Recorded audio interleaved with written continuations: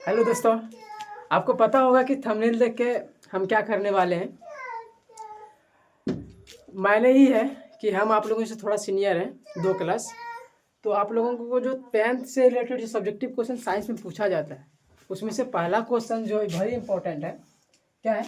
प्रत्यावर्ती धारा और दृष्ट धारा, जिसको अल्टरनेटिव करंट भी बोलते हैं और डायरेक्ट करंट भी बोलते हैं। शॉर्टकट में दृष्ट धारा को डीसी भी बोलते हैं और प्रत्यावर्ती धारा को क्या बोलते हैं हम लोग? AC, alternative current. देखिए, प्रत्यावर्ती धारा उसको समझो सिंपल भाषा में, जो तुम घर में अपना लाइट वाइट जलाते हो, जो पोल से सीधा लाइट लेते हो, उसको बोलते हैं एसी करंट, समझ में। और जो कि बैटरी से लेते हैं, जो बैटरी से कई इसी बल्ब को जलाते हैं, उसको क्या बोलते हैं? DC current. तो उसी के बारे में लिखना है, बैटरी में क्या होता है, कैसा लाइन उसमें होता है, अच्छा होता है कि खराब होता है, उसको दूर ले जा सकते हैं कि नहीं ले जा सकते हैं। और प्रत्यावर्ती धारा उसको बोलते हैं हम लोग कि डायरेक्ट पोल से हम जो घर लाते हैं वो कितना हार्ड होता है, क्या हम एक जगह से दूसरा जगह ले जा सकते हैं, कितना दूर तक ले जा सकते हैं, क्या उसमें ऊर्जा खप ज़्यादा होता है कि कम होता है, वही चीज़ देख रहे हैं। तो कुछ हार्ड चीज़ नहीं है, बस देखते हैं। प्रत्यावर्ती धारा उसको बोलते हैं हम लोग जिसका मान तथा दिशा क्या होता है? बदलते रहता है। यानी क्या, जो हम पोल से अपना घर तक लाइट लाते हैं, कभी वोल्टेज बढ़ जाता है, कभी घट जाता है, ऐसा समझ में। और दृष्ट धारा में क्या होता है? इसका मान और दिशा नियत रहता है, जितना वोल्टेज है उतना ही देगा, उसमें कोई बदलाव नहीं होगा।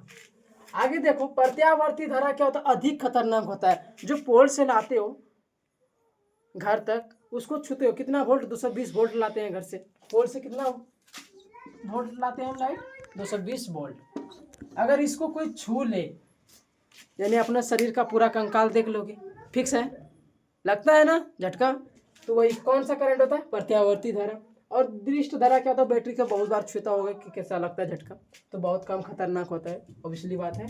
अब देखो, प्रत्यावर्ती धारा क्या है कि एक जगह से अपना जब मोटर वोटर चलाते होंगे आप लोग, तो एक जगह से दूसरा खंभा तक लेते होंगे, तो उसमें क्या होता है कि आपको बहुत ऊर्जा खपत नहीं होता, कम ऊर्जा में आप वहाँ ले जाते हो। लेकिन बैटरी में क्या होता है, यानी दृष्ट धारा में क्या होता है बैटरी में, क्या तुम घर से क्या अपना 2 किलोमीटर तक ले सकते हो? नहीं ले जा सकते हो। क्यों?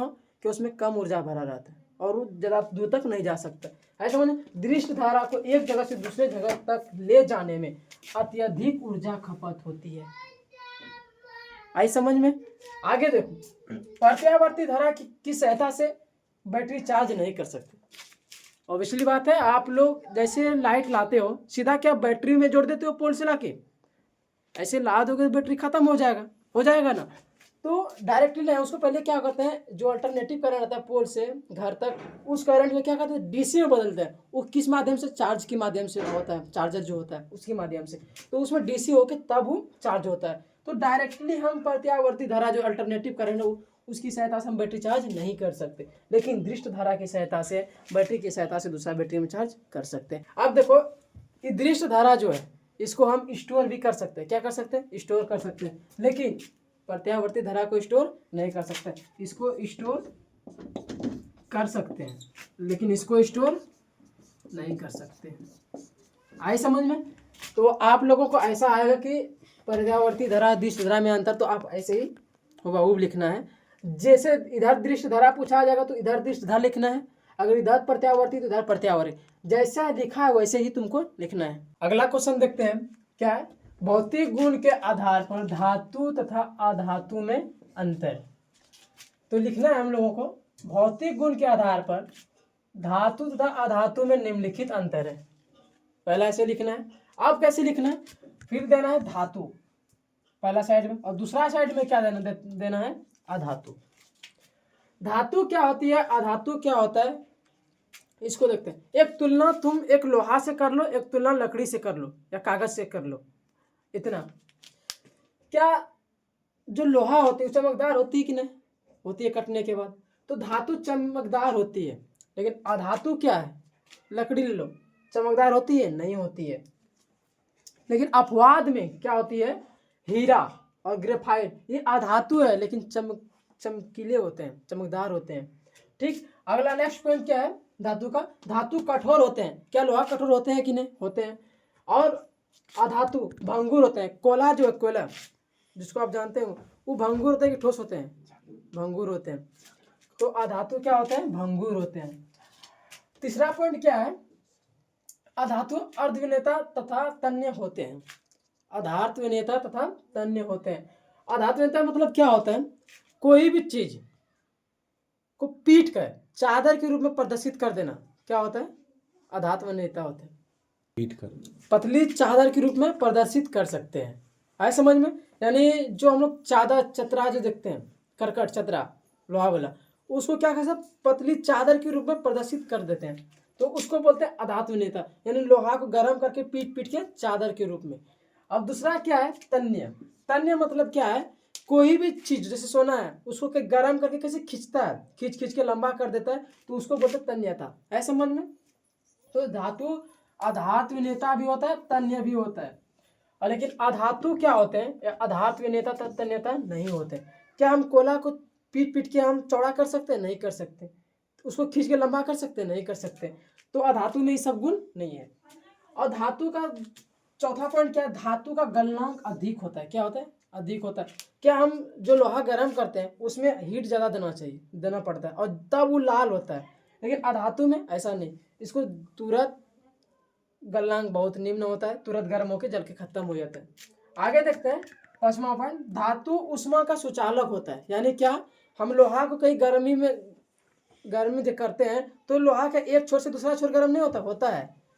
अगर लोहा को पकड़ के रखोगे, कहीं चूल्हा में रखो, आगे में दो, तो एक छोर को आगे में दो, दूसरा पकड़ो, फिर भी यहाँ गर्म लगेगा ना। इसको बोलते हैं उष्मा का सुचालक। लेकिन अधातु में नहीं होता है। क्या होता है? अधातु में नहीं होता है। लकड़ी को हम जो जलाते हैं, दूसरा जगह पकड़ते हैं, क्या गर्म होता है? नहीं होता है। इसी को बोलते हैं अधातु। इसमें कोई उष्मा का सुचालक नहीं होता है, इसलिए अधातु क्या होता है? उष्मा का कुचालक। अगला नेक्स्ट पॉइंट क्या है? धातु विद्युत का सुचालक होता है। धातु किसका? विद्युत का सुचालक होता है। जैसे कि लोहा में हम करंट दें, क्या एक छोर पे दे दूसरा छोर पकड़े तो करंट नहीं आएगा? आएगा, मजा आ जाएगा। फिर अधातु क्या है? लकड़ी पे एक छोर करंट दे दूसरा पे पकड़े तो मस्त लगेगा? नहीं लगेगा। तो इसको बोलते हैं अधातु। अधातु में करंट ट्रांसफर नहीं होता, फ्लो नहीं होता है। ऐसा समझ में? तो अगला क्वेश्चन देखते हैं। चल अगला तीसरा नंबर क्वेश्चन देखते हैं क्या है? ओम का नियम। ओम के नियम को लिखें, ये दिया है क्वेश्चन। तो किसी चालक में नियत ताप पर बहने वाली विद्युत धारा I तथा उसके दो सिरों के बीच लगने वाला विभवांतर V के समानुपाती होता है। इसे ही ओम का नियम कहते हैं। समझो, यानी कोई चालक है, कोई तार है, कोई कंडक्टर है, कोई सुचालक है। इसमें ताप क्या करना है? फिक्स करना है। पहला नंबर, ताप क्या करना है? फिक्स करना है। और इसमें जो विद्युत धारा बह रही है, इसमें जो विद्युत धारा बह रही है तथा दो सिरों के बीच जो विभवांतर लग रहा है, तो क्या होता है? दोनों समानुपाती होते हैं। यानी विद्युत धारा और विभवांतर क्या होते हैं? आपस में समानुपाती होते हैं। तो वही लिखे हैं, बहने वाली विद्युत धारा तथा दो सिरों के बीच लगने वाले विभवांतर के समानुपाती होते हैं। इसे ही ओम का नियम कहते हैं। आया समझ में? ओम के नियम के अनुसार, ओम के नियम के अनुसार भी समानुपाती I, क्या की समानुपाती बोला वहीं पे, विभवांतर विद्युत धारा और विभवांतर के समानुपाती होते हैं। तो भी समानुपाती I। तो समानुपाती को हटाने के लिए एक नियतांक आता है, तो वो नियतांक क्या है? R आया है। क्या आया है? R आया है। तो V बराबर RI। नियतांक को हटाए तो क्या बैठा? R आया। तो V RI थोड़ा जी पे नहीं बैठ रहा है, तो उसको उल्टा दे रहे हैं, तो V बराबर I R सटीक आ रहा है। तो जहां की R क्या है? एक नियतांक है। क्या है? नियतांक है। आया समझ में? और V क्या है? एक विभवांतर है। और I क्या है? धारा है। आया समझ में?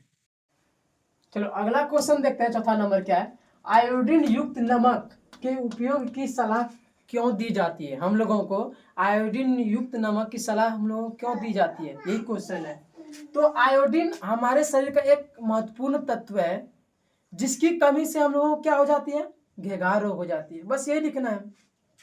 इसी घेघार रोग को ना होने के लिए आयोडीन युक्त नमक खाना पड़ता है, इसीलिए आयोडीन युक्त नमक की सलाह दी जाती है। तो वही लिखा है, आयोडीन हमारे शरीर के लिए आवश्यक तत्व है। क्या आवश्यक तत्व है? अगर हमारे शरीर में आयोडीन की कमी हो जाए तो घेंघा या ग्वाइटर रोग हो जाता है। ठीक है, आयोडीन की कमी से घेंघा या ग्वाइटर रोग हो जाता है। इसलिए इससे बचने के लिए आयोडीन युक्त नमक की सलाह दी जाती है। आया समझ में? तो अगला क्वेश्चन आप देखते हैं, 5वां नंबर क्या है? धोबिया सोडा का अणुसूत्र लिखें, इसके 2 उपयोग लिखें या बताइए। तो धोबिया सोडा का अणुसूत्र होता है क्या है? Na2CO3 10H2O। है समझ में? Na2CO3 × 10H2O ये धोबिया सोडा का अणुसूत्र है। अब इसका उपयोग देखते हैं। धोबिया सोडा का उपयोग क्या क्या है? जल की अस्थायी कठोरता दूर करने में, और दूसरा घरों की साफ सफाई में ये धोबिया सोडा का उपयोग करते हैं। ठीक, अब क्वेश्चन नंबर 6 देखते हैं, छोटा छोटा है। ऑक्सी हीमोग्लोबिन क्या है? ऑक्सी हीमोग्लोबिन क्या है? तो ऑक्सी हीमोग्लोबिन मतलब क्या है? 2 वर्ड है, एक ऑक्सी यानी ऑक्सीजन, हीमोग्लोबिन हीमोग्लोबिन।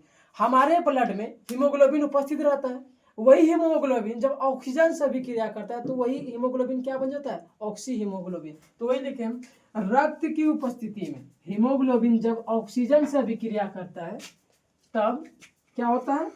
तब हीमोग्लोबिन क्या बनता है? ऑक्सी हीमोग्लोबिन में बदल जाता है।